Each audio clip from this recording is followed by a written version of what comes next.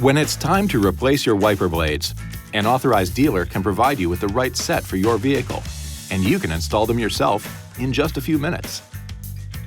To remove a windshield wiper blade, first, raise it off the glass by lifting the wiper arm to the full up position. Next, flip up the locking tab to disengage it and tilt the lower end of the blade away from the arm. Now, use one hand to steady the arm and the other to push the blade away from the J-hook and toward the windshield.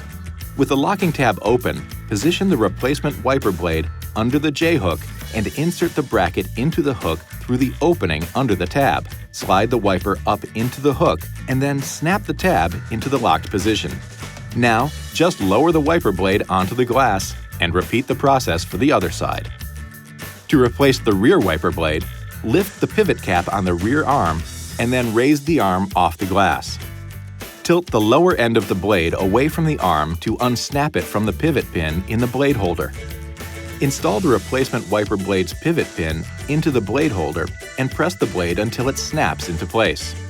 Finally, lower the wiper blade onto the glass and snap the pivot cap closed. This video is not intended to take the place of your owner's manual. For complete details and other important safety information, please see your owner's information.